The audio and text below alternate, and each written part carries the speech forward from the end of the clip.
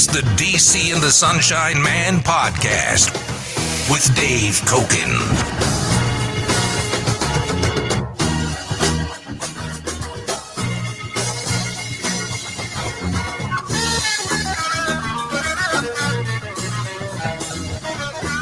Do it. I like it. Let it play out. Yeah, it's awesome. All right, or not. Steve Cofield, Dave Cokin with the DC and the Sunshine Man podcast. We'll figure out how to fade that. Felt like a little bit of Starsky and Hutch. I know it's not. That was good. That was a good job by Ari. Ari had some free time, and he was like, it's my favorite podcast of the week, Cokin. I'm going to make him an open. So there you go. Way to go, Ari. Mr. G's in. Yeah, Brady. Cokin was thinking of like 1978 at the club. Who knows? Cokin, yeah, exactly. He was dancing or he was going to beat the shit out of someone who didn't pay the numbers in Providence. Something was going on. Who knows? Dave had a big machete on him that he walked around town. No. Dave was packing. RJ's in. Good evening. Would have liked to have used it on the one of the referees in the Robert Morris. Oh no! Tonight. What happened in the Romo game? Or Bobby? Mo- They're down 9, and I had 9.5, and they weren't trying to foul at the end. The other team's just running out the clock, and the ref just decided there was a little contact, and he called a foul. Made the 2 free throws, so it's 11. And rather than take an easy layup, they decided to shoot a 3 at the end, which missed. So, oh well. Appreciate it. Who watched the UNLV game tonight? Did anyone check it out? It was not easy to watch. I forgot when I asked you, Dave. I asked Dave before the show. I was like, "Did you watch the game?" And I totally forgot. It was actually only on the internet, so it was only on Stadium Live tonight. So you had to get to. Although you know what, I think Cox picked it up on like Channel 90. But if you don't have Cox cable, then you had to watch it online, which was kind of crazy. It was, I think the guy who does the Rams play-by-play on radio was doing it with Gottlieb. Gottlieb was on a friggin' web stream tonight, which is bizarre. And I'm 99% sure they weren't there, which I think we've talked about this before. Dave, do you care that they're not there? Because as I watch, it's clear they're not there, and the announcers miss a lot of stuff. I watch more hockey than anything else, and there's a big difference if you're watching the road team feed, the announcers aren't there. And it's not an easy job to call play-by-play on a TV monitor if you're doing a hockey game, because it's not the easiest game to follow. Right. Much better when it's the home team feed because they're on site and it sounds like a real hockey game. Right. So, yeah, it is what it is. So you just have to put up with it. Hopefully that'll change soon. LV, where'd you get 16? I had 15 and 15.5. I never saw 16, and the game lands on 16. And you must have been crapping yourself down the stretch, LVA man, because San Jose State had like multiple shots to come down and just easily take a layup or hit a 3, and they couldn't get it done. So not good. Can I show you a video at towards the end of the game that actually got the Rebels 2 points, which I wanted to kind of take another look at it because I was wondering if it was actually a shot clock violation. But I think it was such a weird play that the refs may have. Oh, you bought the half. Well, you're smart, man. Who the hell knew? Well, no, but you get lucky. Yeah, you won. It's just smart. It's a terrible bet. Why is it a terrible bet? Because the math is just the math. You should never buy. You should almost never buy points. Yeah, it's just you're getting the worst of it mathematically. In football on key numbers, it's a little closer, but there's a reason they let you buy the points. It's a losing prop. It's a winning prop for the house. So you'll get lucky once in a while, but you got it. It's not a good bet. Results based thinking there. You got it. All right. Here's Blake at the end, towards the end of the game, like final 90 seconds. Let me see if I can punch this up. See what comes up here. It's going to come blasting in a second here. Come on. Blake. Okay, I'm going to rewind it. So it's end of the shot clock. There's 2 seconds up there. You can see the top. You can barely see the number up here, but you can see the clock there. 148 left. It's a 15-point game, so we're right on that 15 and a half, 16. Blake has the ball. He's got to do something. It's not a good set. and he basically, well, I'll let you watch it. He pump fakes from the top of the key, and he's throwing up a runner, and then all of a sudden you realize he throws it off the backboard. Blake leaning inside the line, threw it off the board to himself, and there's a highlight. Come on. And that wound up those 2 points. They wound up being, actually, no, does that get it to 76? Yeah, it gets it to 7. Yeah. Those are the final 2 points the Rebels scored. Oh my God. That was the beat. Holy shit. So there was no scoring after that? No, one point. Yep, San Jose got 1 point in a minute and 44 on multiple shots. I think I think they won 1 of 2 from the line. So one of the free throws missed. Could have been the cover. Let's watch it. I just want you to watch it again because I thought it might have been a shot clock violation, but I think he gets it. He gets it up. Blake leaning inside the line, threw it off the board to himself, and there's a highlight. That's the Dominic. That's a pretty good. Pretty good shot for a game of horse. Right. I don't think I'm going to be able to rewind it enough on this thing to see if the ball's in his hand as the shot clock's going. That's ridiculous. Hey, good for him. He's a fun player to watch. But that was the beat. Yep. You should be laughing your ass off. That was a good one. Was it better? I think, I don't know if we showed Dave this one. Was it better? That was Nick Blake, the freshman. Was it better than, let me find another one here. This was a layup earlier in the year. Goddamn, he threw it off the glass starting behind the 3-point line. Jesus Christ. That was crazy. Where is he here? Sorry, Dave. Got all these files in here. And now, of course, I can't find it. Here it is. Let's go.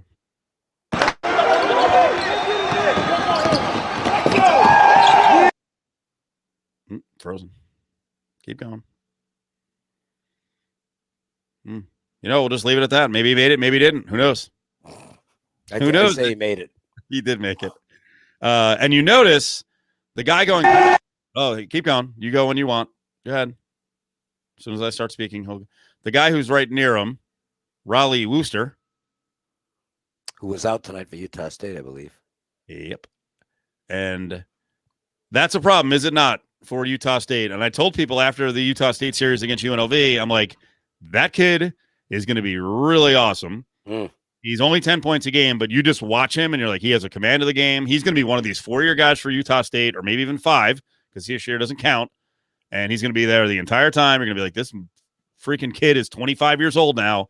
And, they weren't way off Boise tonight, and they weren't way off Boise the other night, but it was just enough that Utah State wound up getting swept. Yep. And you can make a good argument that had he played in those 2 games, they might have won.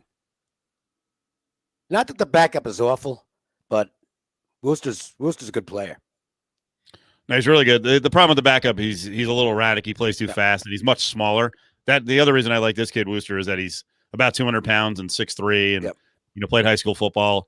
Ashworth is a little bit older, actually went on a mission, but he's 5'11", 185, so he's a little smaller, can't defend. He's better off the bench. Yeah, he is. He's an energy guy. Keita had 30 tonight. He had 32 in the first game.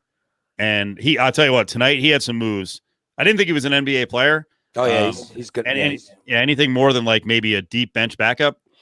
I think he's actually got a chance to be, I'm not saying he's a starting center in the NBA, but I think he's got a chance to be an NBA player.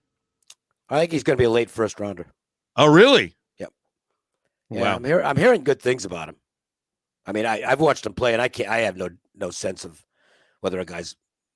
I'm not an NBA scout, okay, but there seems to be he's ascending in the rankings, and he didn't do himself any harm in these 2 games. No, and he's a real smart player too. He's also the kind of guy, if you throw it down to him, he's real patient. He could be a good guy to run the offense through. I think he's an underrated passer, and he'll be a solid player. Brady said, Brady, you're on a 10-3 run in college basketball. Very good. How far back? Let's see. Mr. G asking, DC, do you bet any parlays? Do you do any parlays? Yeah. I mean, if you want to, if it's a couple of big money line favorites and you want to make a small profit, but generally speaking, no, I'm a single game better. Parlays are generally not winners. I was reading some numbers that came in from Pennsylvania with a lot of the new bettors, and The hold on the parlays there is just simply mind-boggling. Yep. Tremendous. No, it's most bettors want to make a killing. Yep. And that's not going to get you profits in the long run. Nope. It ain't going to work. So we started talking about the Wentz trade today. So I want to take the other angle, Dave, because we covered a little bit about the Colts, and I wanted to talk about other teams around the league. So we mentioned what the Colts got in Wentz. You're kind of so on the deal. I think it's a reasonably good gamble for the Colts. It's not like they didn't give up a ton in the second and the third. If he doesn't work out, well, oh well. And if he does, I mean, if he gets back to the form he showed early in his career with the Eagles, then they got to steal. So risk versus reward, I think it's, and I'm not saying it's going to work out, but risk versus reward, I think the Colts did okay. Do you think the Eagles royally effed up by not keeping him around and trying to get him back together with a new coach? It was done. Philly's Why was it done? They have a new coach. Well, yeah, I know, but it's Philly. You can, I mean, in other towns, maybe you can, but I mean, that's a tough town once they're down on you. And I think it had reached the point where it wasn't going to get better for Wentz. Yeah, LVA Man was listening today during the Cokin spot. I was asking about offshore over under 4,000 yards passing for Wentz. If he gets hurt, and he's not the most durable guy in the world. If he gets hurt, well, he does. He is going from probably a top 5 worst line in the league to the Colts line. Yep. I mean, if he plays the whole season, he's going over 4,000 yards. If he plays the whole season. No, but there's two things that could happen. One, he could get hurt. Second, he could flame out and not be any good. And at which point they might just put Brissett on the field. And well, no. See what happens. No more Brissett. Oh, that's right. He's not there anymore. No more Brissett. The backup might be, we'll see. The backup might be Jacob Eason. So if Jacob Eason is the backup, Wentz ain't coming out ever. No. Jacob Eason, I don't see Jacob Eason as a I don't know how he's a second stringer. I mean, is there any way Wentz, comment here, getting hurt, getting benched here and there, possibly under the 4,000. Is there any way Wentz could be worse than Rivers? And Rivers wasn't terrible. I mean, I guess he could throw a bunch of interceptions, but that's not in his history. Well, Rivers can't throw long. I mean, his arm was shot. So Wentz can throw the ball down the field. Mm-hmm. And I mean, that's going to be in their game plan, is the deep ball. So we'll see what happens. I mean, if I'm Indianapolis, I think I did okay. Yeah. They're not a great team. They're a good team. First, I think they're a playoff team. All right. Orlovsky on ESPN was saying they're definitely, with Wentz, they're definitely a top 4 team in the AFC. Yeah, okay. Had the Browns in the top 4 as well with the Chiefs. You didn't have the Bills in the top 4? Yeah, the Bills in the top 4. Yep, that was the top 4. A couple other teams that I would put in that conversation with the Colts, certainly.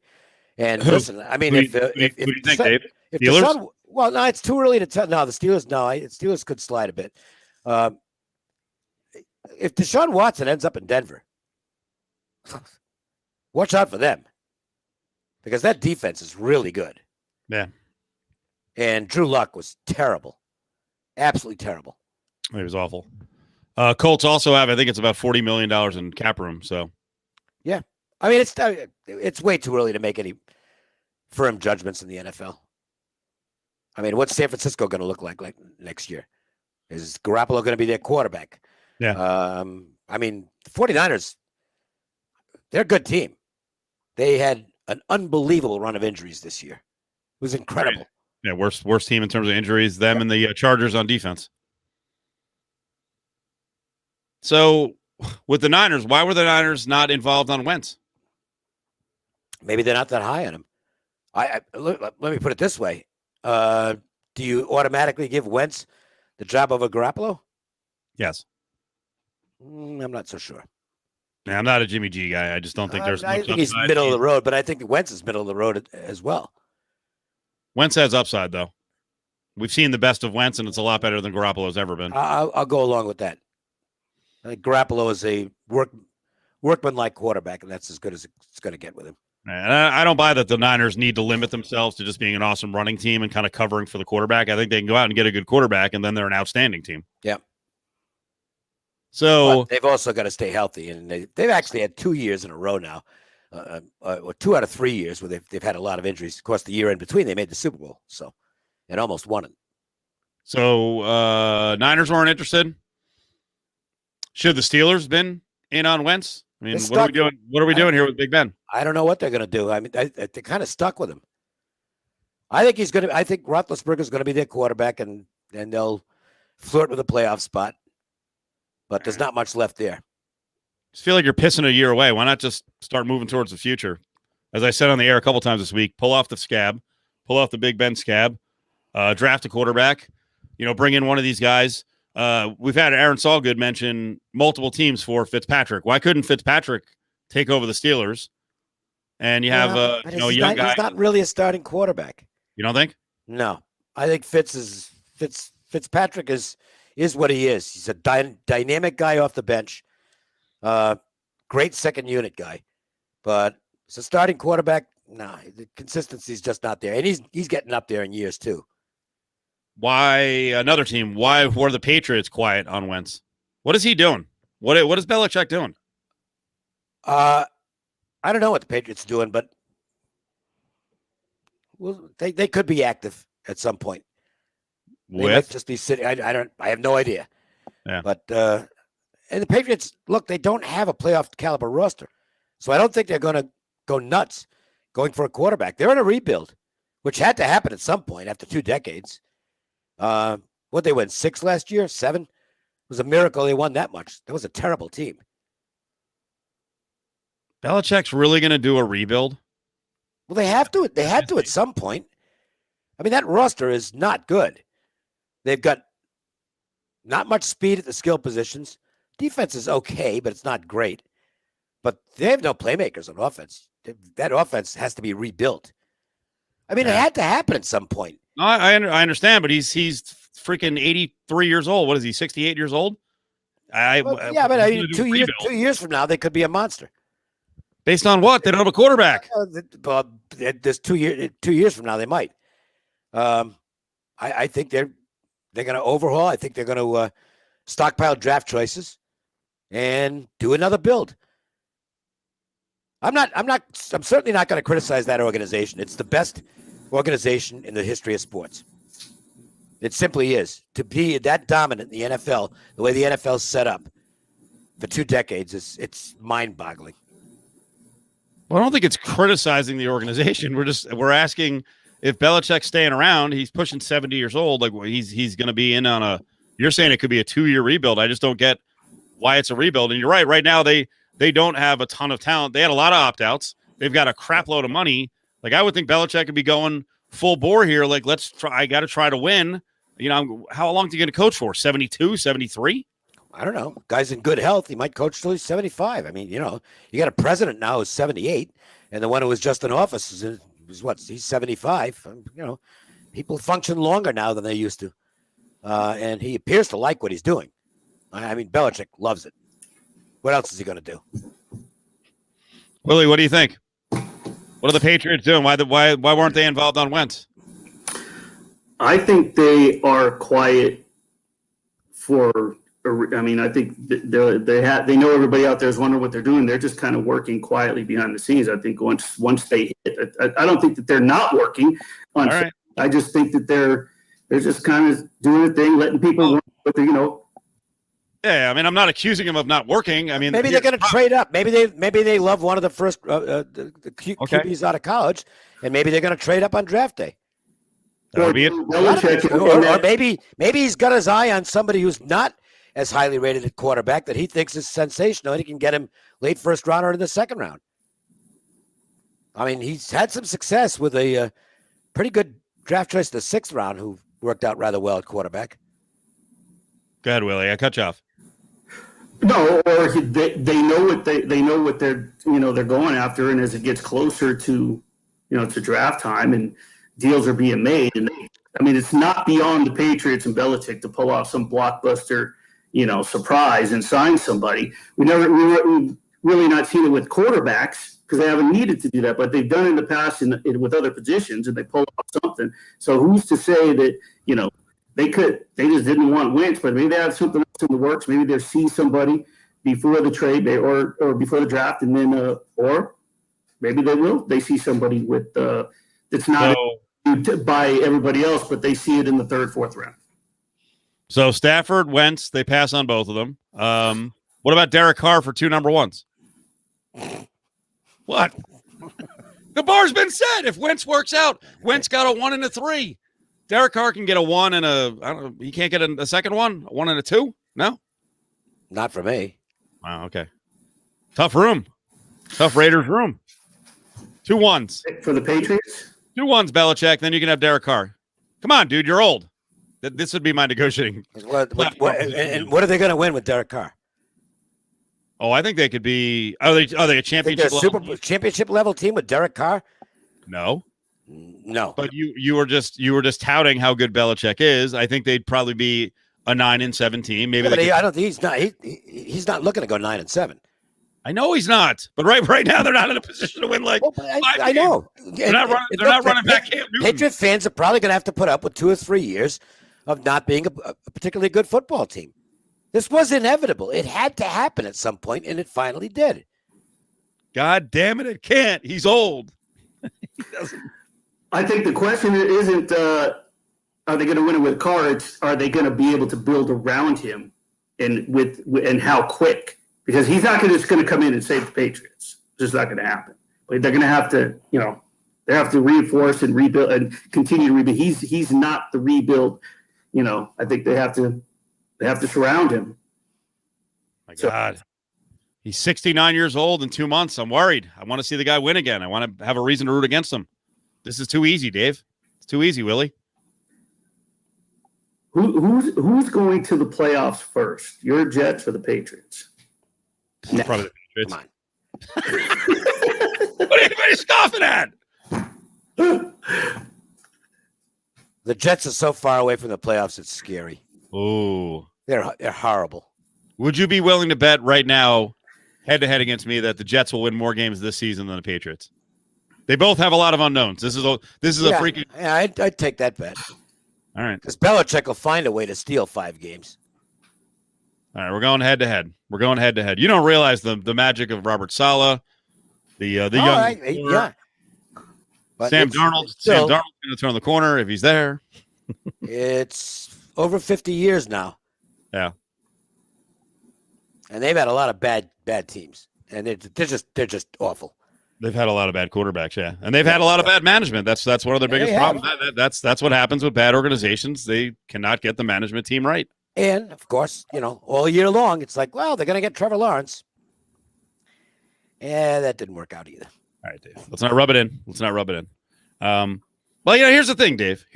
I was watching ESPN this morning. By the way, Willie, how are you, buddy? Let's check in with Willie. He just comes in, and I go right into the talk here. What were you doing tonight? What were you doing tonight? Tonight, I just got done moving some equipment into the Perfect Gym. So I had to wait till after hours to run some clients all the way till 8 o'clock. So picked up a U-Haul. One of his buddies came over to the house. We loaded it up, took a bunch of more equipment down there.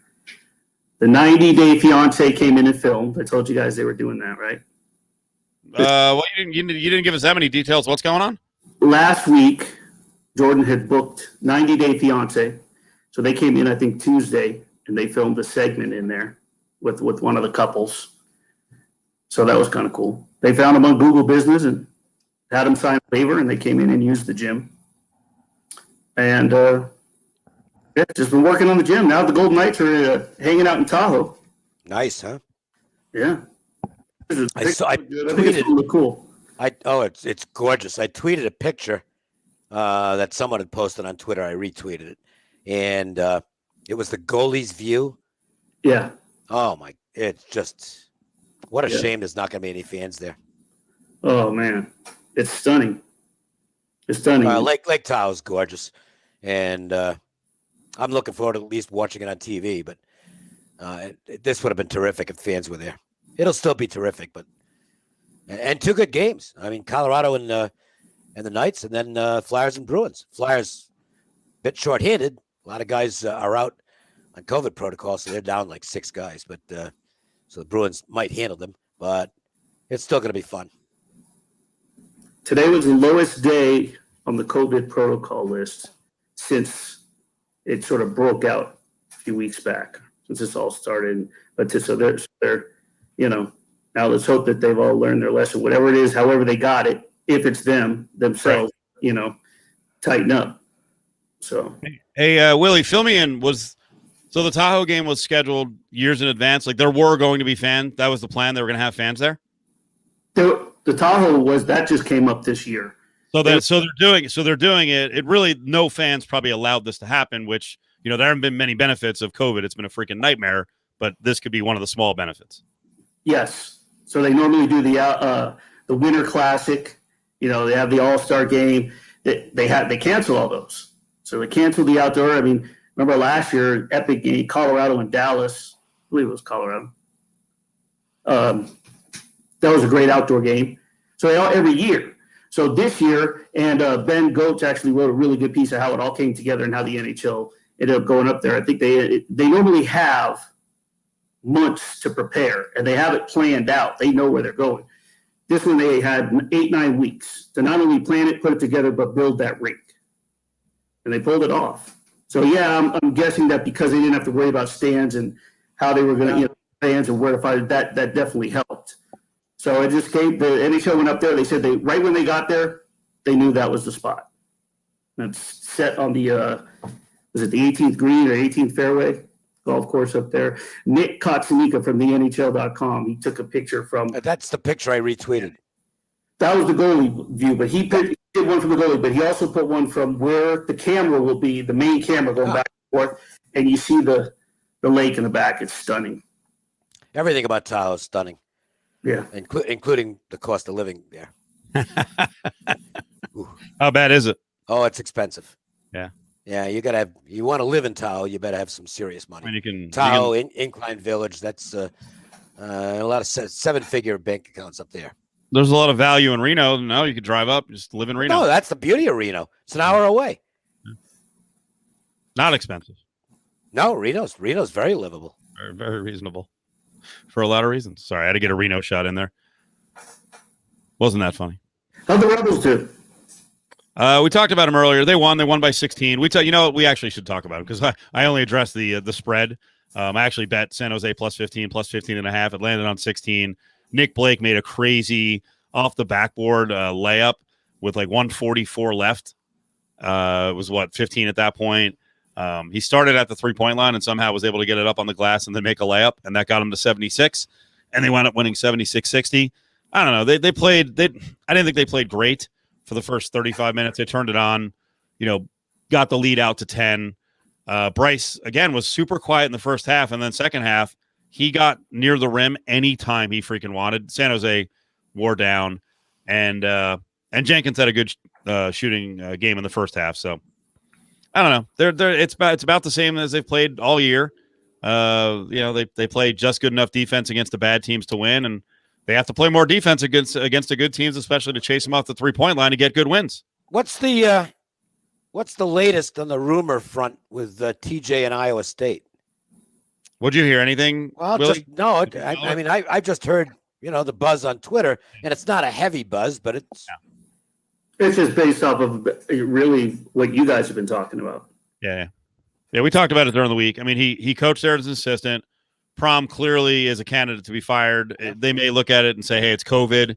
I mean, it's a pretty bad season. They're winless this year. He's had less than 12 wins 3 out of 4 years. He's never really achieved at the highest level. That's the problem. I mean, I think he'd have gotten away with this season because they've had a lot of problems. But the problem is that they've gotten worse since he's been there. Yep. And I wouldn't be shocked if they make a move. See, they have a really good program and they have high expectations, and we get this from Vegas all the time. good luck recruiting to Ames. They've It's always the Big recruited. 12. They've always recruited to Ames. Yeah. And if you've noticed, they lost out head-to-head on both Rashad Vaughn and on Shakur Houston. So Houston was a transfer and Vaughn was a freshman. Just like UNLV does, Iowa State plays the game. They play the recruiting game. They're in for top 100 players. That doesn't just go away with a poor coach. If you have good support around the program, you can get players. The other thing, though, Iowa State's no joke. They have a very proud tradition. This week we talked to Marcus Fizer. I mean, when Fizer was there, they went to the Elite Eight. They were one game away from the Final Four. Obviously, they've had other good players since. George Niang, who's compared, a time, or Devin Tillis is compared to Niang. Well, here's the other thing. That's a good They had Tyrese Halliburton last year. Here's the other thing. That's the problem, Dave. There's another problem. Brum has actually recruited guys who have gone one and done to the NBA, and he wasn't winning with them. No, and there's more pressure on him because, honestly, the fact that the football program, which was a punching bag forever, is now it's an elite program. Iowa State's a top 20 program in the country. That's elite, okay? You better win on the basketball side because I'm sure Iowa State's thrilled with Matt Campbell and what he's done, but if you can build a program like that in football, which is a lot tougher to do in football than basketball, you better get the job done in basketball. And he's just not getting it done. Yeah, we talked. We did a lot on this week. Why not? Adam Hill and I both believe if Prom goes, then TJ Altenberger is definitely one of their top 5 guys. There's no doubt in my mind he'll get an interview. So let's deal with reality. Like, I know a lot of Rebels fans were like, it's not going to happen. Like, acted like a bunch of fucking babies. He's going to be courted. I mean, if this year ends up terribly and then he's got, he goes 6-25 next year, then TJ stock is going to go down. But right now his stock is high. He's got a tie to Iowa State. So yes, he would be a candidate. And Dave's point is brilliant about the pressure in the Big 12 with that basketball program. When the football program's winning, Matt Campbell's a fucking superstar, like for the NFL and college football. Like the basketball coach, there's nowhere to hide now. And I got news for you. That kid, that Brock Purdy, the quarterback, I covered him out at Heritage Park in Henderson during the 7 series that starts like in February, and they run through until the top seniors end up at the Elite 11 up at Beaverton at the Nike camp. That Brock Purdy brought the I want to say it was called the Tucson Turf or the Tucson. There's a 7-on-7 club out there. It's their top one. And they came out here and they won one of those Adidas tournaments out there. That kid was good. And I do a little something on USA Today. And the thing is, he was around the same recruiting time as Dorian Thompson-Robinson, Justin Fields, Trevor Lawrence, those guys that all ended up in Beaverton. But Brock, because it was right in the same recruiting area. He was about the same age. Yep, it's amazing. In Arizona, and they don't. Arizona State and Arizona don't get him. And I mean, the other thing, Willie, he is a little bit undersized as compared to some of the elite prospects. Yeah. So he's a player. He's a player, though. What a get! What a get! Big 12. No, he's a star. I don't know that he's got pro potential because his size is going to work against him, but he'll probably be a guy who can be a backup in the NFL for a lot of years. I think he's probably that level. He's got good wheels too. Yeah. Who knows? Turn him into a receiver, special teams, something. Question from D. Walker: how much interest is there in UNLV basketball nowadays? It's most of it's beneath the surface. I mean, the last 2 years between COVID and last year, people just not latching onto the team with attendance. It's plus they've dropped interest is there, but they're gonna have to win for it to all come back. I don't think it's ever going to be what it was for a couple of reasons. Number one, the landscape's different. And number two, you got the Raiders and Golden Knights in town now. It's become a pro sports town. Yeah. And the Golden Knights run simultaneous. Right. So interest in the peak, when you say, are people thinking about it, they're really probably not. They're like, but and the NFL is a 12-month a year. Well, yes. I mean, the Raiders are a hot topic. Doesn't matter what month it is. No, that's true. I'm talking in terms of going to the games, crowds. Right. Golden Knights run at the same time. If they fall on the same night, And now And not only that, I mean, let's also include the Silver Knights, who are going to attract a good audience once fans are allowed to go back. They're gonna get some real good crowds at the Orleans, and then in their new building when they get there. We said this is going to happen. Rebels have no interest in football in town, and the basketball program is, since Lon left, it's has been good. It's once a town becomes a pro sports town, the colleges generally don't do well. And I think UNLV, unfortunately, is now in that situation. We jumped ahead real quick on TJ Otzelberger. So Casey Chief was asking some questions about him. Casey Chief, he's the basketball coach. Iowa State could have an opening. TJ Otzelberger was an assistant at Iowa State at one point. TJ's originally from Wisconsin, and he was most recently coaching at South Dakota State. So he's got all these Midwest ties. And his wife actually played basketball at Iowa State. And he's a very good coach. He's very well regarded. He is. He's run into some bad luck. I think he's made some poor roster decisions in terms of pushing guys out, but he wanted to clear the deck. So this is what we're dealing with right now. And I'm wearing someone's asking what shirt. It's a Rutgers football shirt. Yes. That's the camera's too high. And Darren wants me to get a mic holder. I've got a mic holder. It's right. I've got like 8 different. Come on, man. I hoard. Got a lot of mic holders. So I will respond on the UNLV basketball.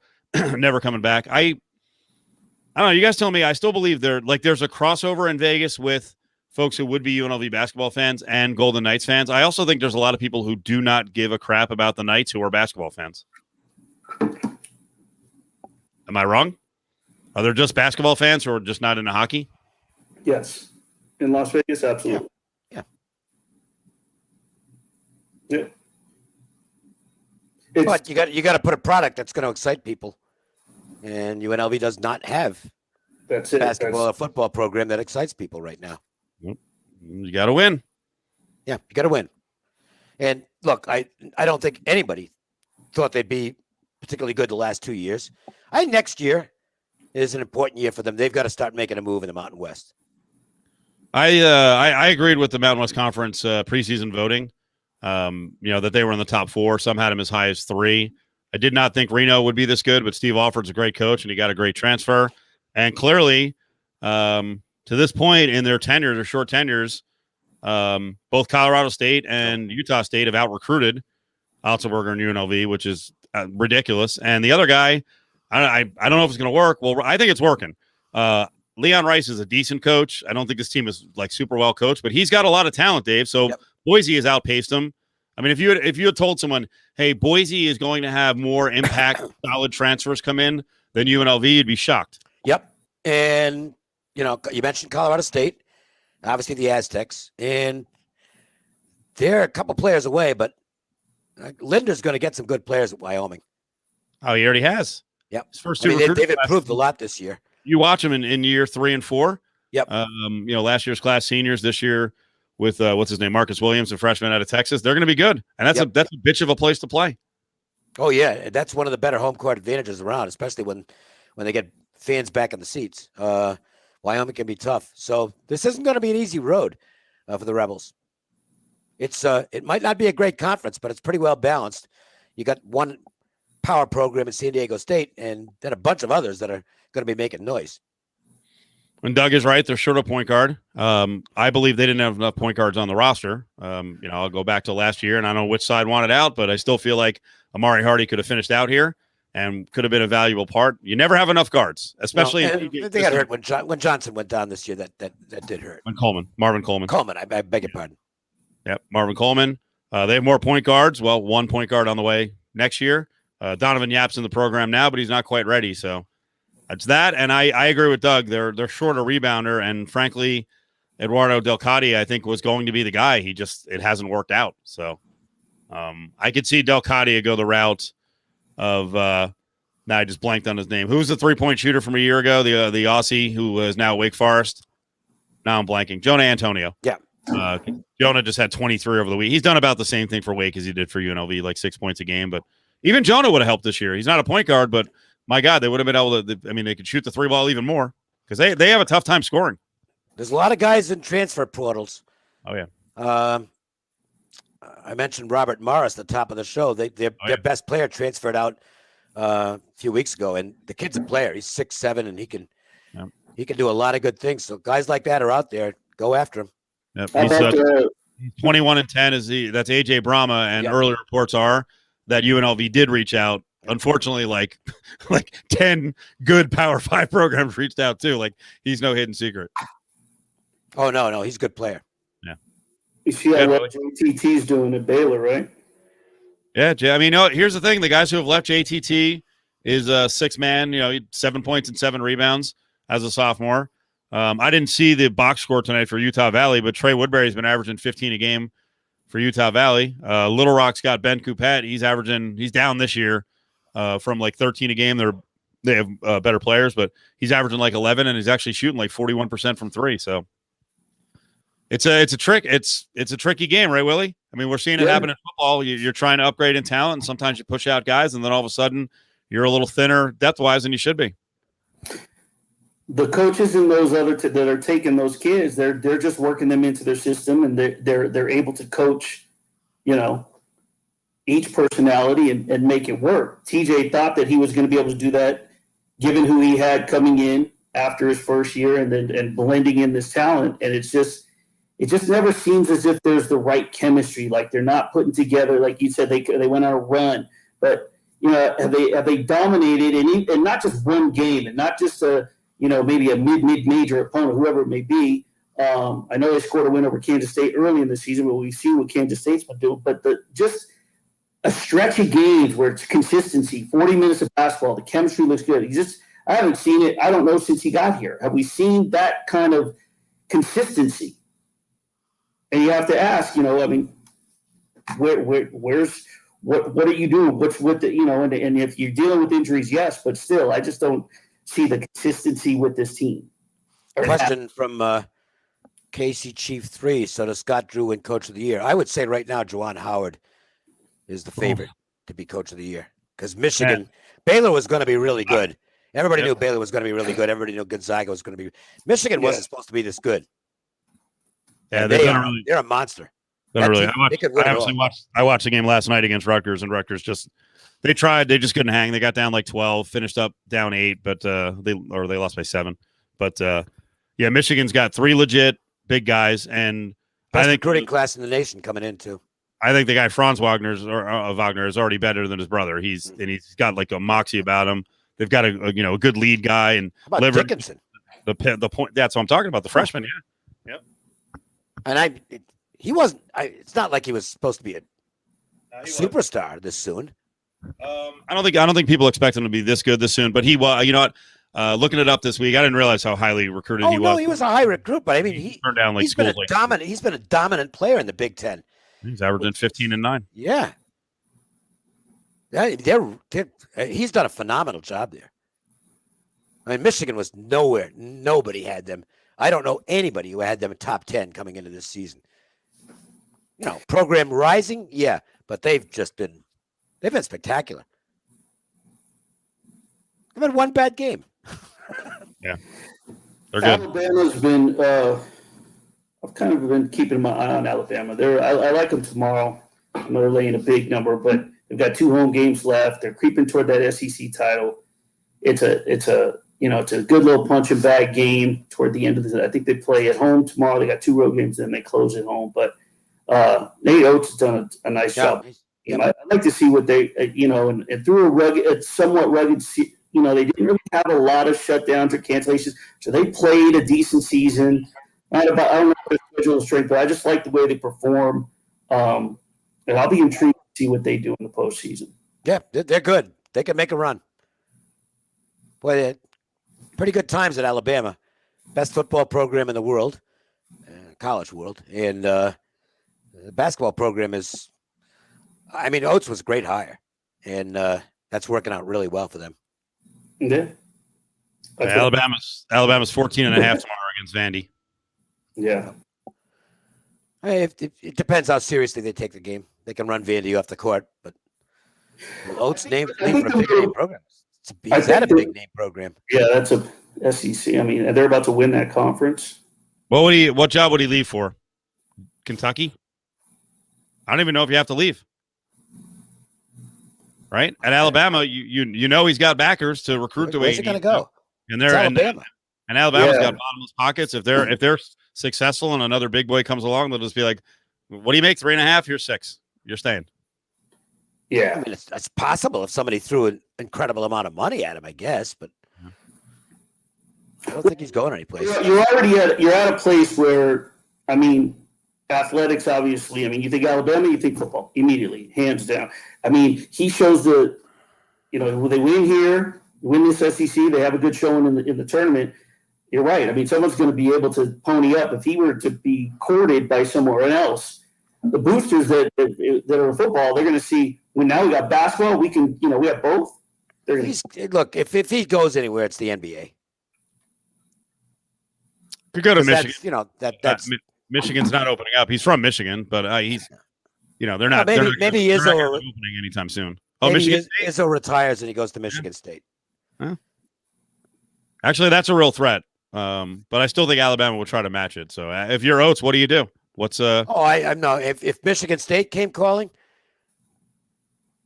that might be interesting, especially since he's from there. But I mean, Izzo's not going anyplace. I wouldn't think. Well, we'll see. He's getting up there. If you had he is up there. If you had to make a decision, what would you do? Because the more I think about it, the way it looks currently, I would stay in the SEC because my path to a great record and a good seed in the tournament is better in the SEC playing basketball than in the Big Ten. Yeah, but the flip side of it is Michigan State's a team with Final Four history. Yeah, a lot of it. Okay, here's an interesting.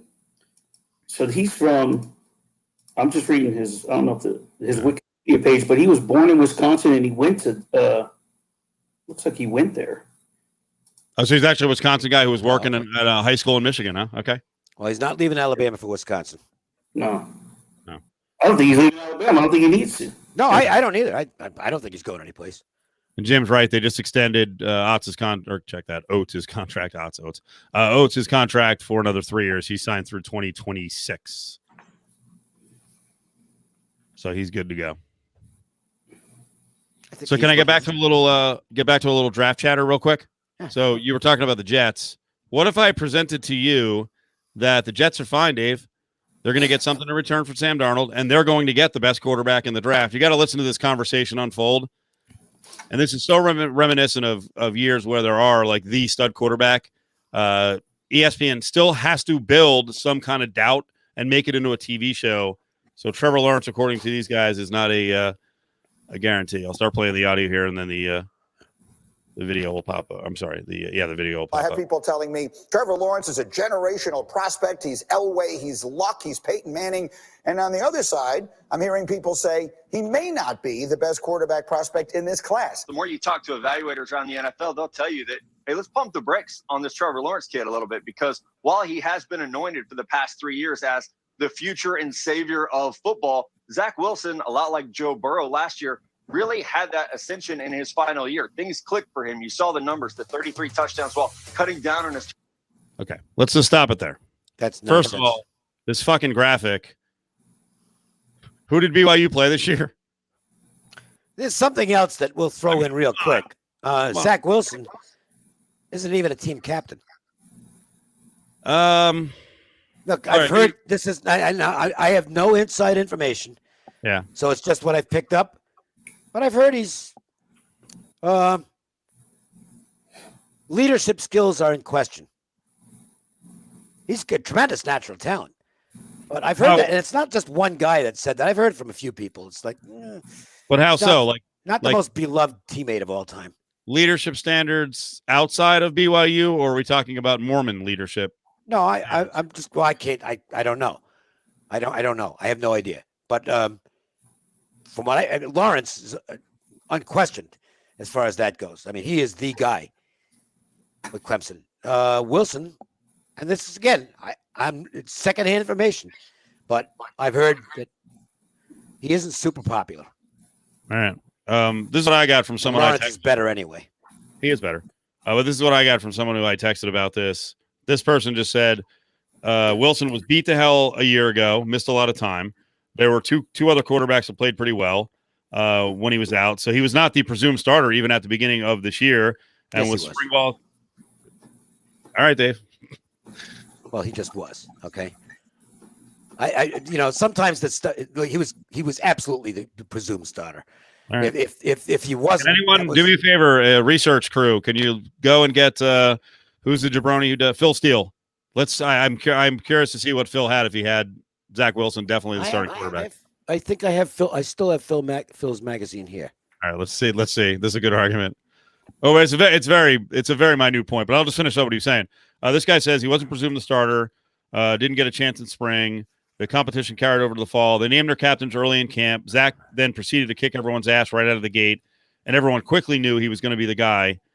And then when one of the captains, Bushman, suffered a season-ending injury in camp, Zach took his spot as a captain. So eventually, okay. Let me get to page 196. Come on, Phil, have my side. It's actually kind of bad that we don't remember, but it's so like what the race was, but it was so fucking scrambled at the beginning of the football. Zach Wilson, number 2 pick. I predict him to be the number 2 pick in the draft, better than Trevor Lawrence. Definitely the presumed starter. Oh no, I'm going to get whacked here, everybody. And by the way, I'm not going to get whacked. That was just a text from someone who's near the BYU program. there are other quarterbacks. Hall, Yes, Baylor Romney. So they played. Wilson was always going to be the starting quarterback. All right. So through last year, I'm just looking Houston, Boise State, and if you remember, they decided to take that last one, Coastal Carolina, which smacked them around. That defense just shut them down that game. That was and other than that, they really didn't. I mean, if you want to count San Diego State, but they. I don't want to make it clear. I'm not trying to rip. I'm not trying to rip Wilson. Yeah. I mean, he's obviously going to get a chance to be a first-string NFL quarterback. He's going to get drafted very, very high. But Trevor Lawrence, I mean, off what I've seen, he's one of the best prospects I've ever seen. All right. Well, listen to the case. Listen to the case these guys build. That Lawrence is old school. He's a statue, and there are new guys like Wilson who are mobile, who the league likes. Give this a listen here. Turnovers. And the thing you hear from people around the NFL is this name, Patrick Mahomes, a player who can work off platform, who can drift from the offensive line, that has the arm strength to make up some of those things. And for Zach Wilson, people look at Kyler Murray. They look at Patrick Mahomes. They look at Aaron Rodgers. What's happening here? For Zach Wilson, they look at Patrick Mahomes, Aaron Rodgers, Kyler Murray. Okay. Seems a little overboard. And say, this is where the NFL is going. It's no longer the 6'6" drop back quarterback. You've been saying this kind of thing about Trevor Lawrence to me.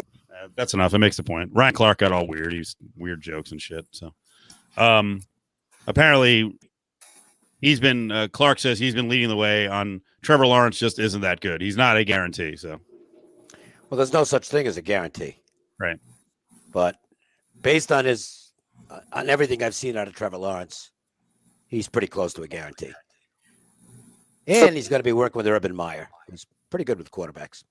So what this guy is saying is that there's no more traditional drop back pocket guys that stand in the middle, stand sturdy, right? Yeah. Yet, who just won the Super Bowl? Yeah, it's just, yeah. By the way, who just won Rookie of the Year? If the league's not interested in those guys, there's a 6'6", 240-pound dude who gunned the ball over the field and put up good numbers. So the league isn't interested in 6'5", 6'6" guys anymore? Come on. Nonsense. And it's not to say that like the league should be moving towards the mobile quarterback, but Herbert's mobile and Trevor Lawrence is not some statue. He actually can. Lawrence has got legs. We're getting sucked in, man. We're getting sucked in. I feel like I'm taking the bait. I can tell you one thing. Just make up fucking arguments about, top level players. Urban Meyer doesn't take that job in Jacksonville if he's not believing that Trevor Lawrence is going to be a great quarterback for him. I agree. Yeah. That's true. So the whole point is we've now set up a scenario where people are going to be thinking that Zach Wilson or a quarterback is going to go at like 2, 3, or 4. Do you think that's going to happen, guys? Do you think Zach Wilson, a guy like that, Justin Fields will move up there? Do you think those guys are going to go to teams in the top 5? Yeah, I think Fields is going pretty high. And okay. I think somebody's going to go for Wilson too. I don't know. You know, the NFL is nuts about quarterbacks, and it's a quarterback-driven league. I can't argue with that. So it could be an interesting draft day. But, you know, Jacksonville's not moving. And we'll see what the Jets do. Big sigh. Well, because I don't want Zach Wilson.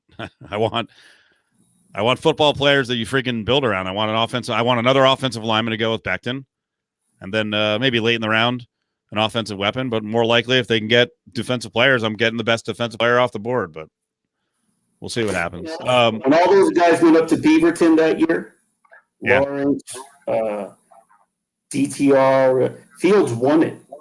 He actually was he was crowned, and Trevor fell. And of course, that's their senior year. But I'm just saying. I mean, obviously, Lawrence has gotten so much better since he got to college. But it was.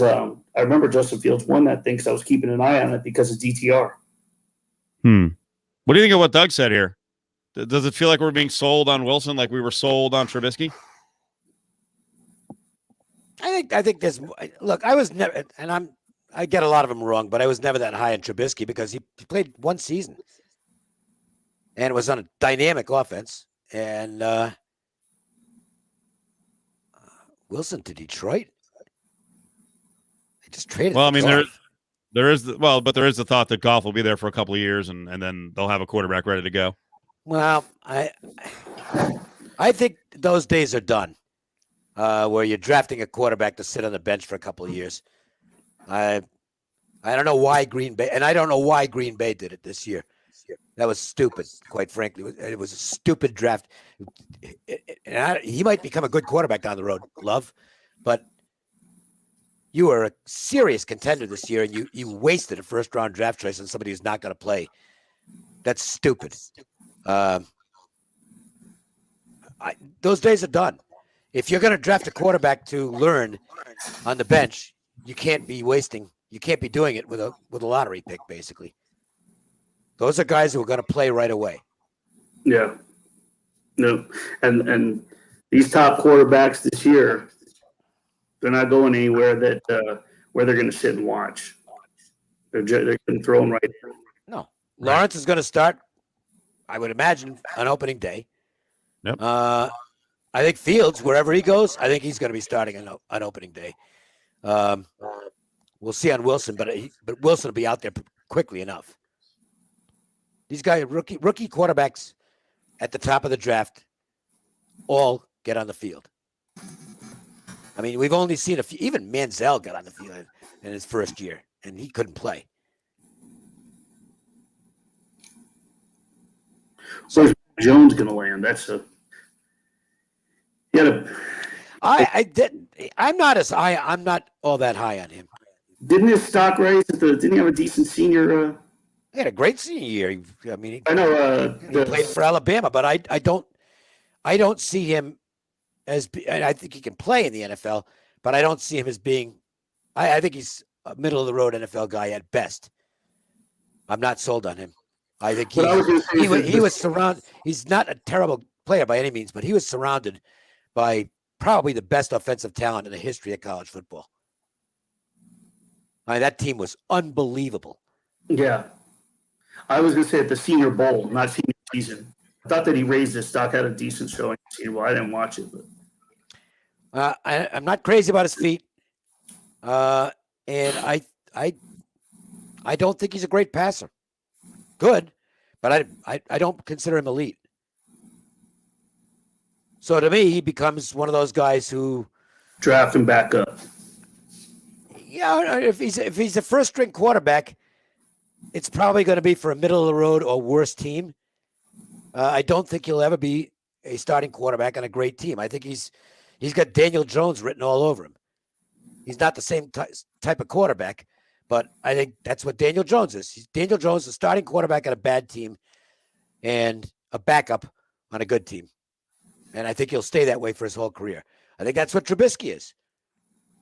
Backup on a good team, starter on a bad team.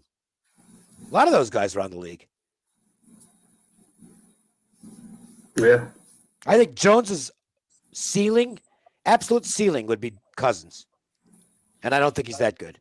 Mac Jones is getting mock drafted to the Patriots a lot at 15. Well, if he takes him at 15, then my Then opinion stinks. yeah, No, I mean, seriously. No. Yeah. Because I don't think he's drafting a. I don't think he's I don't think that happens. I don't think he's. I don't think he takes a quarterback in the first round unless he thinks it's an absolute stud. All right. Let's transition over to some news videos of the week. This is some hard-hitting stuff. Issues with President Biden. Not presidential, guys. Not presidential. Here we go. Did you see the dog? I want to show you something I noticed. Doesn't he look a little rough? I love dogs, but this dog needs a bath and a comb and all kinds of love and care. I've never seen a dog in the White House like this. I remember Buddy. I remember Millie. I remember lots of dogs, but not a dog who seems, I don't know. I don't know how much love and care he is getting. Let's bring in the historians. Should I keep going? I don't know how much love he is getting. Did that dog look bad to you? Look like a dog. Yeah, it just looked like a dog. I mean, I'm looking at the time. What's wrong with him? The timestamp on it going at 39. This is their news. Well, it's Newsmax. It's a Seriously, little different. you're gonna criticize. I mean, there's plenty to criticize on the dog. Okay.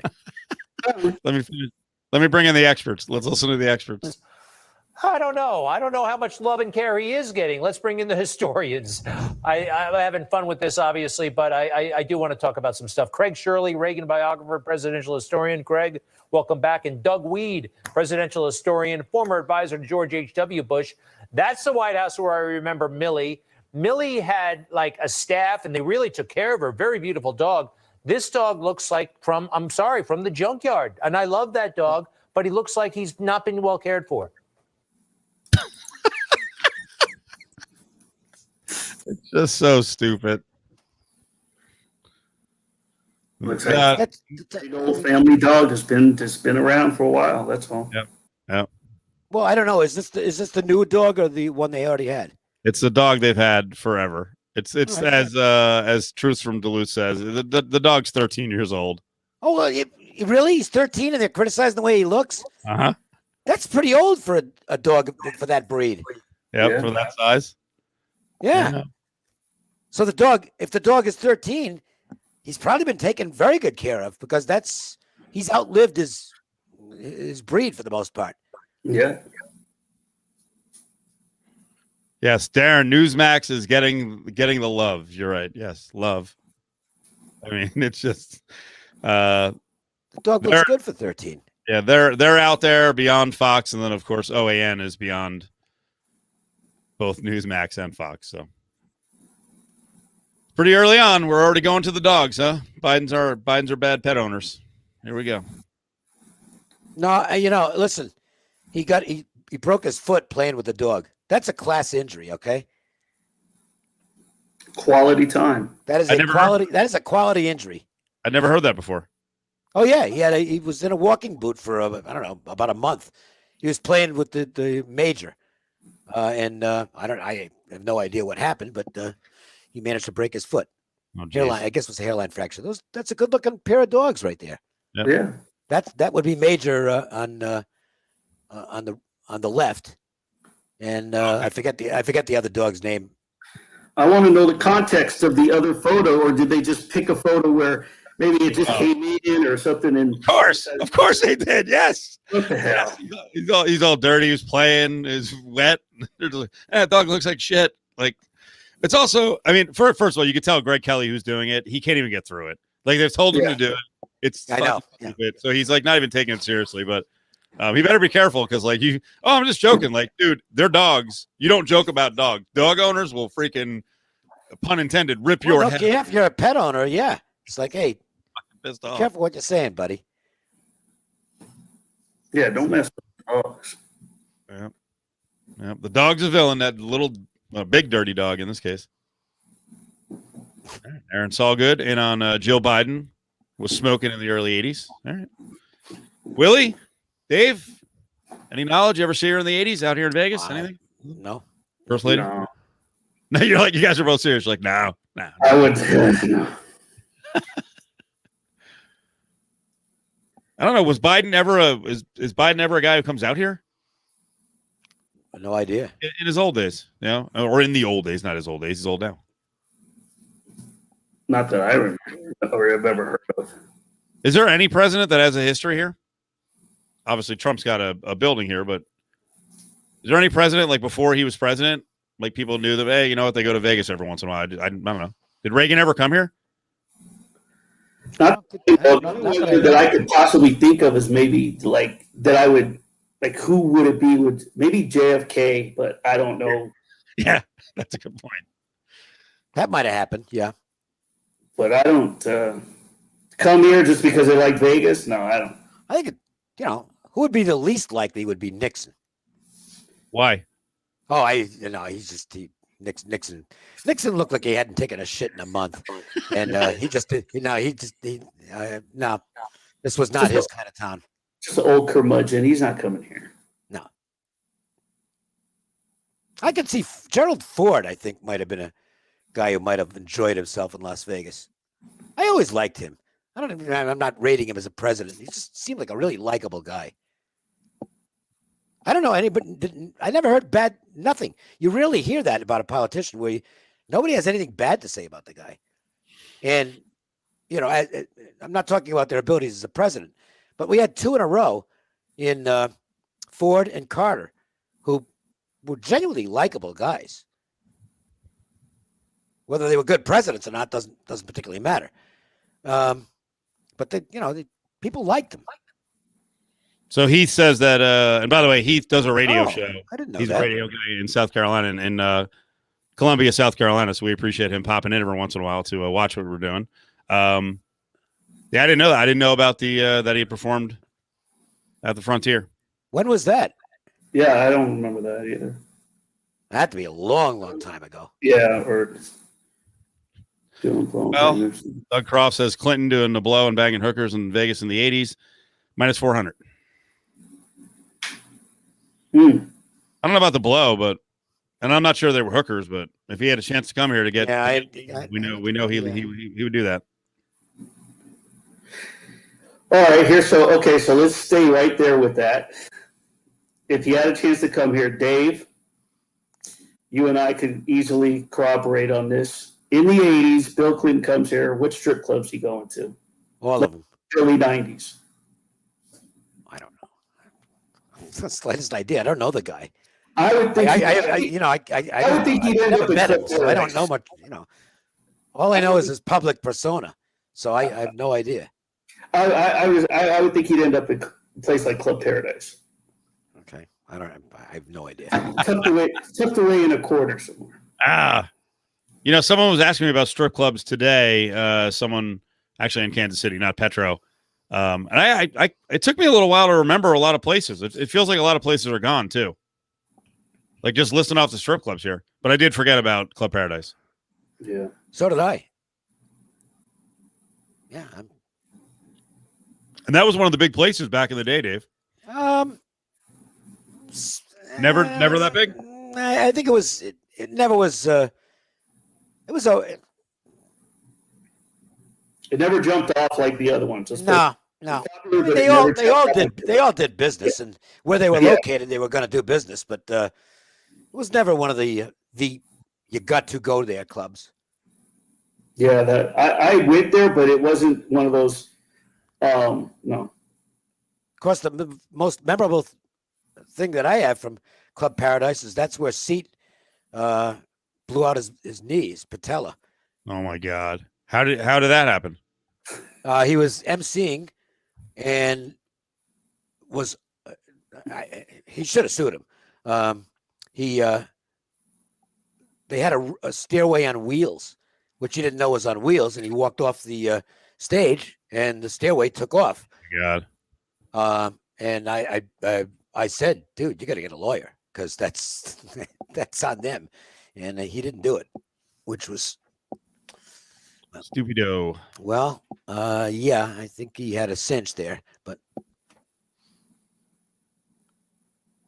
I was in there one night when De Niro and Pesci were in there while they were filming Casino.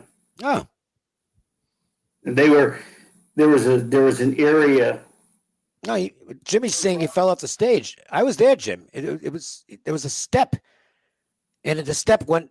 I don't know. It was a wheel. The step moved. Okay, I was there. Yeah. I went with him to the hospital.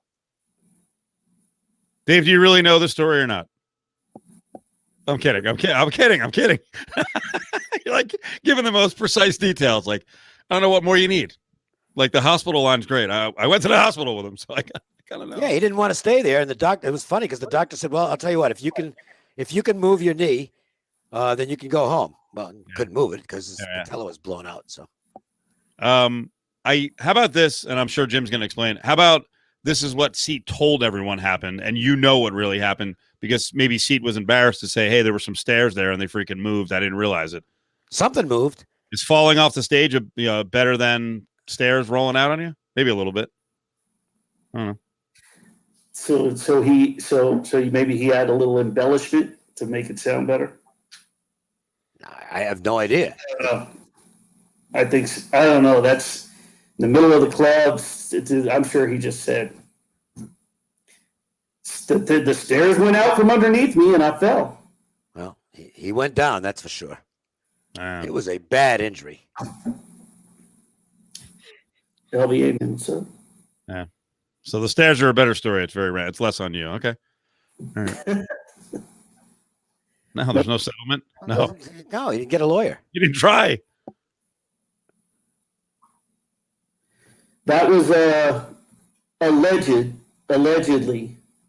a former UNLV basketball coach like that place. Am I right, Jimmy Jem? Where's Jimmy Jem at? That allegedly was a.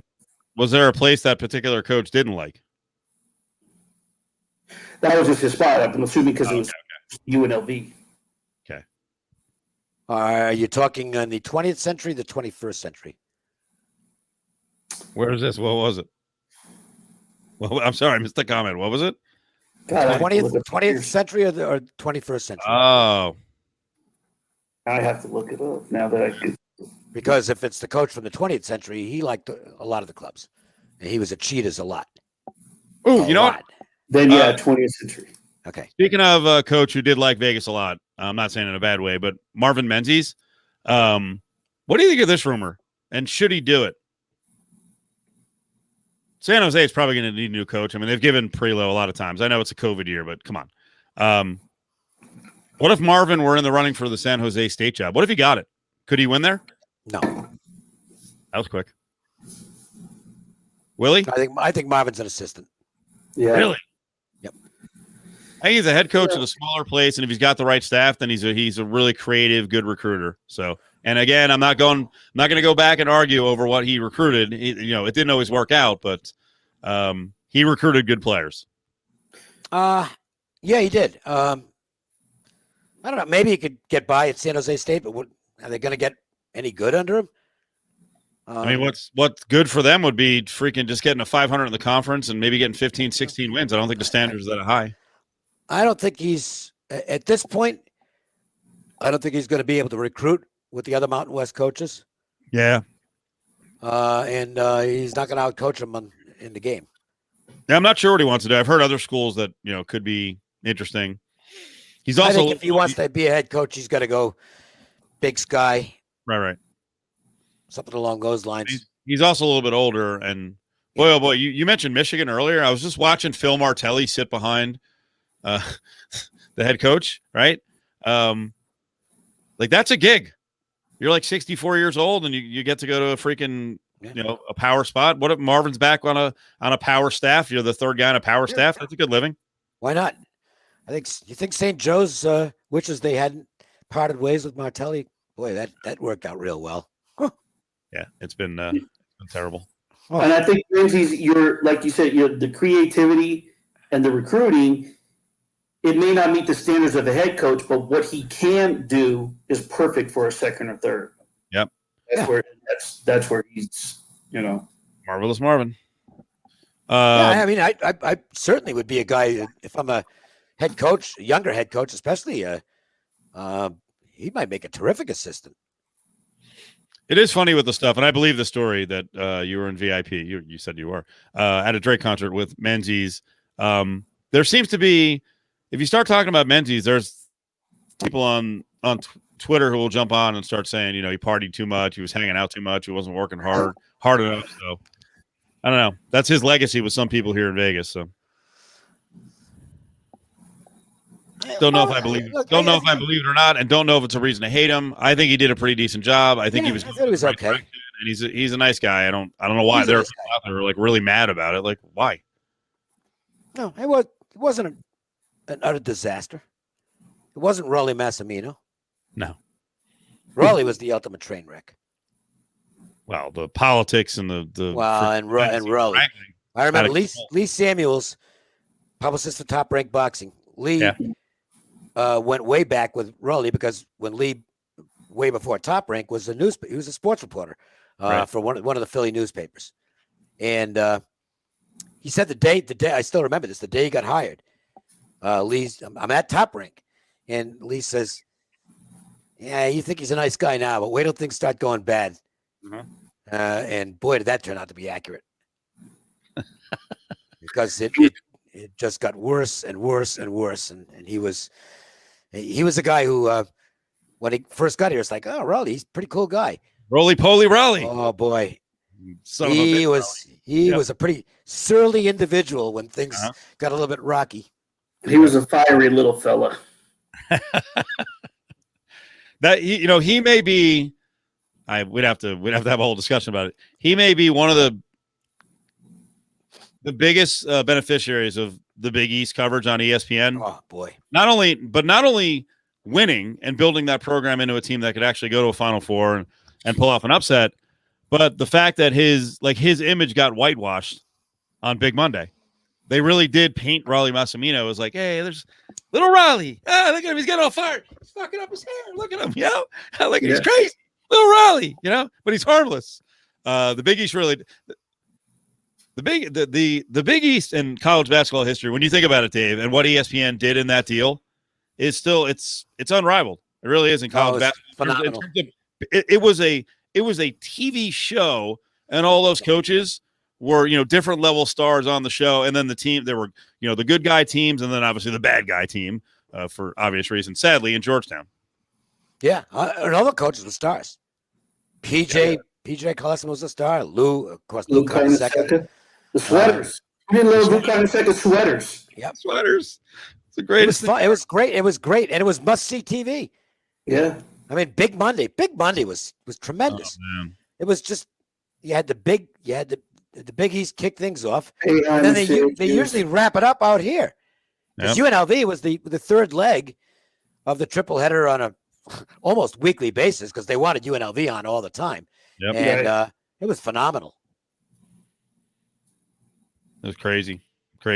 And like you said, the coaches were massive personalities, and that's also how it's how Vital helped build his name, and Vital got involved in that whole thing with like, hey, there's little Italian guys, and hey, Louie, hey, Raleigh. He's doing that stuff all the time, and people loved it. It was fun. It was fun. And by the way, the basketball was top shelf. I mean, that conference was just spectacular back then. I mean, just one powerhouse team after another. Great rivalries. By the way, and Boeheim was, what's funny is the way, okay, so Raleigh was made into kind of a fake, happy guy, little Italian guy character by Vital and ESPN covering the Big East. Boeheim, they actually fucking nailed it. Like they were like, we're not even going to sugarcoat this. This guy is a great villain. So you remember Boeheim was like, oh, he's the little whiny Jim Boeheim. There he is, a whiny guy. And by the way, he's still fucking whining. Did you see what he did this week? What he said about he jumped in on that whole Jalen Johnson, the kid who opted out. I didn't. Oh, Boeheim came in and just fucking slaughtered him. Quit, no loyalty. Like, dude, shut up. He is the king of excuses. Yep. I mean, when they almost lost to Bryant at the beginning of the season, he just went off. Oh, the game should never have been played. Blah blah blah blah.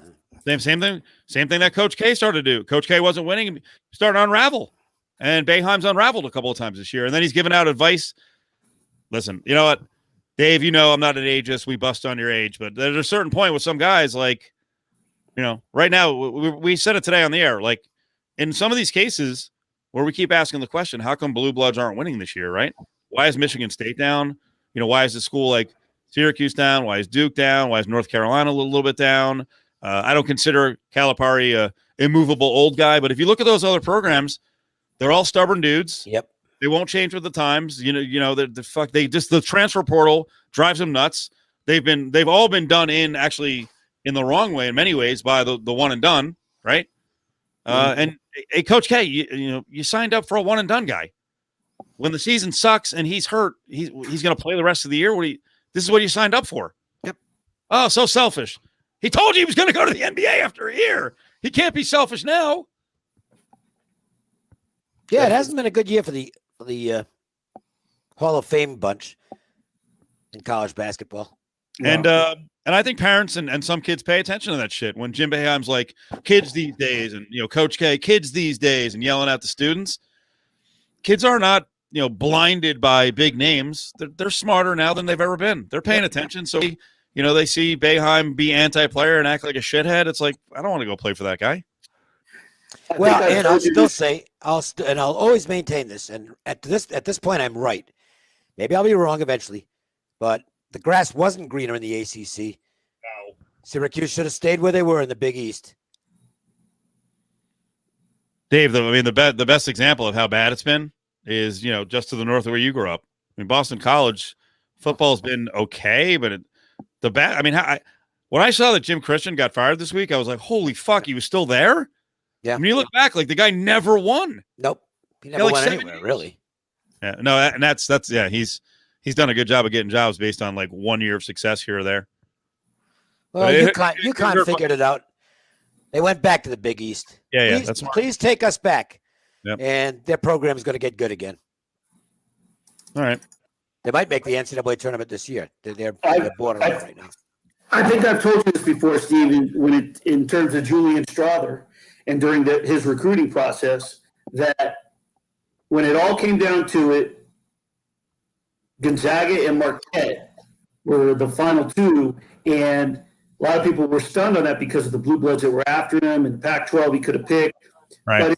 But one, there were no football programs there. Mm. He leaned toward Few because Mark Few is more likely to cultivate you over 3-4 years. Right. And he breeds a team and a concept that you stay and you work together and you build together, and always has. And that was what was attracted. So, the coming in and I mean, don't get me wrong, they may get some recruits now, especially after this year, that may stay for 1 or 2, so and so forth. But for the most part, Few has cultivated his players. And there's out there and families out there that are still attracted to that. Yep. And it shows, again, that families and kids are not stupid. They're paying attention to what's going on. So when you're an anti-player, old guy a-hole, like players are going to look at that and go, that guy's not going to be fun to play for. And then they look around, they're like, how come I don't have any players? Because you're an old a-hole. All goes hand in hand. And the talent that gets wasted that you never get to see might be that 8th guy, 7th, 8th guy who is a top recruit, comes in, doesn't get a chance to shine because you continue to bring in one and dones, and they have to get so the scouts can see them. And plus, you're trying to make a run, so you got these top talents, and then that 6th, 7th guy could have probably been somewhere making a name for himself and building his stock over 3-4 years with the right coach. So. All right, so I got to show you a video, and don't worry about the backdrop because it's kind of a jokey backdrop. We can comment on that in a second, but I just want you to listen to what the guy is saying. I'll tell you, it's Ted Cruz, which it's been a week for Ted. Okay, it's been a week for Ted. Cancun Ted. I'm sure Dave's got some thoughts on him, but I just want you to watch him.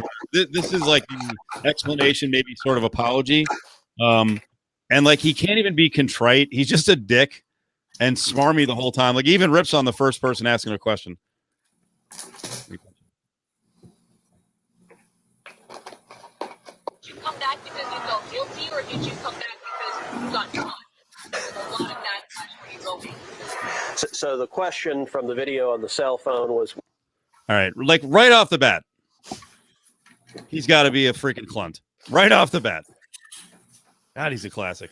Was whether the decision to go was tone deaf. Look, it was obviously a mistake, and in hindsight, I wouldn't have done it. That's trying to be a dad. And all of us have made decisions. When you've got two girls who've been cold for two days and haven't had heater power, and they're saying, hey, look, we don't have school. Why don't we go? Let's get out of here. I think there are a lot of parents that'd be like, all right, if I can do this, great. That's what I wanted to do. Come back because you felt guilty or You buying it? By the way, do you hear the resign chant in the background the whole time? It was very faint, but you could hear this noise in the background. What do you think, Dave? I think he just should have stayed there and said, "No, look, I mean, I'm a senator. I'm a senator. This is up to the locals. We don't have anything to do with this. I'm getting out of here with my family. I mean, if you're gonna go, then just go. Right. That's all. You don't have to apologize. But he felt he needed to apologize. He made it worse for himself. Yes. If you're going to come back and just say don't, but to embellish and add on all this, I was trying to be a good parent, and they checked and the reservations had already been made or whatever it was. Shit was planned. I mean, he threw his kids under the bus. Wait. Okay. Well, one important detail here, because I hadn't seen this note. So he's suggesting that his two kids wanted to get out of town. They're going to go to Cancun. He's delivering them down there, right? Was he going to stay there, or was he going to come back? His story was he was taking them down there and coming back, but apparently I thought that there was an investigation or they did a paper trail. This shit was plain. Willie. Yeah. Someone just said it. They're 12 and 10. Yeah. You're going to drop them off in Cancun. Well, the mom's with them, right? Yeah, the mom is with them. Why do you have to have, I mean, if you don't want to be there, you don't have to be there. As Brady says, yes, Cancun is the first thing that comes to mind. It's the kids' fault because they wanted to go someplace nice and they got a lot of money, so they can do it. Fucking kids. It's so ridiculous. No, I mean, if it was me, I mean, there's nothing I can do for anybody else. I'm not a local official. I fucked you guys at the federal level, so I can't do anything about that. Sorry, but we're in the soup. I'm getting out of the country. I mean, if he really wanted to have scored, I mean, the smart thing, if he wanted to really be smart, was get out there and do volunteer work with the kids. Why not? They're 12 and 10. 12 and 10-year-olds can do volunteer work, but that would have been the point scorer, but he didn't go that route. And then everyone kind of ganged up on him. Sorry, Ted, you're such a smart ass all these years. Now it's time to pay the price. So I know he wants to run for president, but come on, dude. It's not. He's got the line down. It's just not going to happen. Stay a senator. He can probably be a senator as long as he wants. Which, by the way, is a little bit sad, is it not? After this and what the state's gone through, he's still going to get voted back in. Yeah, I probably will. Oh my God! It's still not as red. It's not as red a state as it used to be, but it's still pretty red. Yeah. But he's not. If you're asking me, I don't think he's gonna shot to win a Republican nomination. He's got no shot. I'm not talking about whoever he would run against. Right. I'm talking about. To me, there's no way he's the Republican nominee. Hawley's way ahead of him in terms of potential nominee. Didn't I see a story online this week that said Trump's the favorite? At some book or that doesn't mean he's the favorite in reality. Not in reality, but I'm just saying. We don't know. Well, there's still a good number of people who think he won the election. So yeah, he's one of them. We're into what do we think of the odds on Riverboat Ron DeSantis? He's an interesting guy. Yeah, he is interesting. They lowered. Did they do it all over the state or just at the governor's mansion, which is terrible? I think they lowered the flag to half-mast for Rush Limbaugh. Oh, really? Yeah, which should make veterans in that state who've gotten the honor. Rush is interesting. Really good. Rush is really interesting because.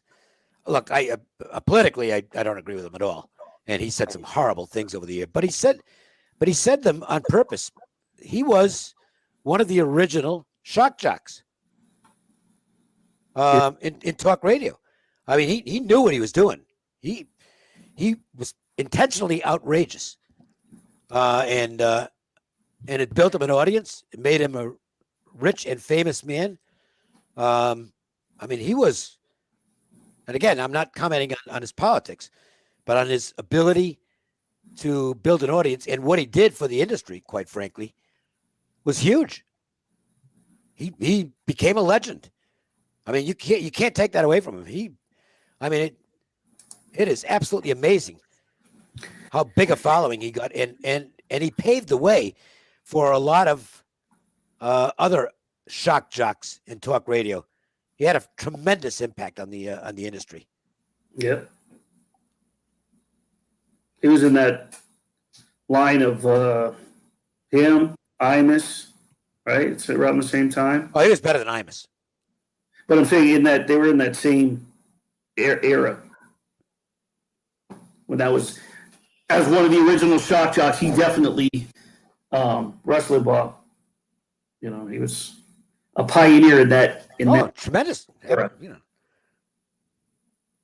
And he didn't, he found his niche. I think he started as a DJ, attempted to be a sports broadcaster for a while, and then he just went all in on the hot takes before they were called hot takes, and it really worked for him. Oh, I'm sorry, Mr. G, but and believe me, I was never a Rush Limbaugh fan. But if you're denying the impact he had, you're crazy, okay?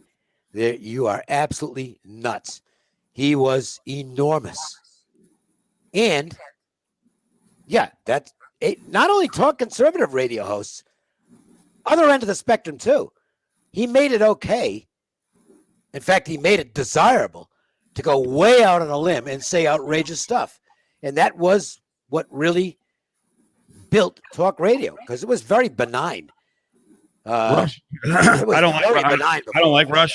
I don't like the way he had to do it. Listen, you sell your soul, whatever, that's fine. He did a lot of damage, but in terms of contributions to radio, amazing. And Fox News is basically Rush. Yeah. Like his popularity as a right-wing talk show host, it's like, hey, why don't we do that on TV and kind of use the same formula with multiple talk shows? So he's in a lot of ways responsible for Fox News. Thanks, and he had a big audience, and it was extremely loyal. Yeah. I mean, they listened every day. P1s. He had P1s galore. Mega you dittos. get those, you can stay on the air forever and make a lot of money doing it. Yep. No, he was whether you like him or not doesn't matter. He was extremely talented at what he did. He knew how to push the buttons, and he pushed the buttons so well that not only did he have his following, but he enraged the other side on a daily basis. So they built. I mean, he had them building his audience for him. What's Rush going to say today? And make no mistake, he went as far as he could possibly go and was insulting, and it was all part of the act. It's what I've said about Skip Bayless over the years. Mm-hmm. It's all a shtick with Skip. Skip says more ridiculous stuff than anybody who's ever been behind a microphone in sports. He is the all-time king of stupid shit, and it's on purpose. I mean, the man makes $5-6 million a year. He wasn't a particularly good sports writer, quite frankly. He was never a good reporter because he didn't like going to the locker rooms. But boy, he found a stick for himself, and he turned it into gold, and he still does it. I don't think Skip believes half the stuff he says, but he's. Well, I think going back to how you do it, how you make your legend, how you make your money. I think Truth's point here is Skip's only talking about sports. There's a lot of damage you can do with that sort of divisive political talk for 35 years. Oh, sure. Yeah. but that was his job. That was literally was his job. He was incredibly divisive. I take this as, well, you know what? I was going to say I take it as an insult towards Cowherd, but nah, I retract that statement. Cowherd's got his bit that he's playing, and Skip went, further, whatever direction, left, right, into Crazyville. Yeah. I don't know why people still get mad. No, Dave's God, I haven't watched Skip. Take it for what it is. I haven't watched Skip since Cold Pizza was on the air. Right. And that was early Skip. Opposite Woody Page. Yes. Well, the two of them, it was comical. Yeah. But it went from being comical to just tiresome very quickly for anybody who really knew sports, because neither one of them had any idea. They were just there to argue with each other, but they gave birth to all these debate shows that are on in sports, which to me all suck. All of them, they're horrible. But they're so contrived. They connect with people who are not in the sports bubble, I guess, but the ratings aren't very good though. Skip's what I get. Skip still does all right. Yeah. Actually, I think I don't know, I think his show's doing not so hot. So, and I have no idea how the shows on ESPN are doing, and I wouldn't call PTI, the embrace debate thing. That's a little bit different. No, they connect with people who want to argue sports, and that's all they do. Right. Yep. It's aimed at a much more casual sports audience. Hardcore sports fans are not watching those shows. No. And I would put myself in that category. They all bore the shit out of me. The one where they keep score. What is it called? Where they've got the 4 and then they eliminate one and then they eliminate the other around the horn. Yeah. Oh. I know. But quite honestly, if they'd have come to me 15 years ago and say, "Hey, you want to be on?" Oh, sure. I'd have done it. So you can call me a hypocrite on that, but I'll accept that tag. So am I. I don't like that show. Oh, you want me on it? Of course. Yes. Yeah. I'm on. I'm good to go. Willie, what do you got coming up over the weekend? Did I call you Willie or Woody? I felt like I just called you Woody. Willie, sorry. Oh, you said Willie. Okay, good. I'm actually looking forward to the 2 hockey games, to be honest with you. Yeah, me too. Be sure that I have cleared that block, especially tomorrow, 12 to 5. I'll be watching the game. I'll jump in the Zooms. I may write a little something up for one of the sites I contribute to if I'm not doing something for AP. So I'm looking forward to that, and I'm looking forward to Sunday's game. Other than that, it's just keeping an eye on what's going on. Might check out a little. Isn't the FCS starting up, or just start tonight? The football. Silence. Yeah, somebody won by like a zillion tonight. Nicholls State, I guess it was. Any news on CCSD allowing kids to play football, or is it still a no-go? That's done. I don't think that. Well, the winter sports completely done. Weren't they trying to do something in the spring along the same time? I know that the winter sports are completely done. I don't know what they've shut down or if it's too late to get anything going with football. I think the only thing that's been done right now in the district has been flag football. They played flag football. Other than that, there hasn't been anything. And I just think that the Clark County School District has washed their hands for this year, and it's terrible. I saw some news items the other day. They were saying it just stood out because it's at one of the areas SUVs in North Las Vegas, but around town, carjacking is up, and they're catching, and the suspects range anywhere between 14 and 18 years old, and that's high school age. And so with nothing to do and boredom, they're saying, no in-class schools, no activities, everything shut down. These kids are bored. They're not doing anything. They're idle time. So parents either aren't doing their job or something's got to happen quick, because idle time is the devil's workshop, and these kids are out there carjacking people. Yeah. According to This is what I'm reading. And the ones that they've caught, there's been a lot of age ranges in those high school kids. Boy.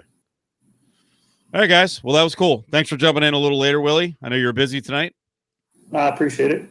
Dave, have a good weekend. I hope you win your FCS game. Did you want to mention that to anyone? Did we mention it already? I don't think we mentioned it. I laid 41.5 with James Madison against Morehead State. Morehead State is Kenny White described it. I was emailing with Kenny back and forth. And he said it's basically Clemson versus UNLV. Oh, yeah. Good lay on the favorite thing.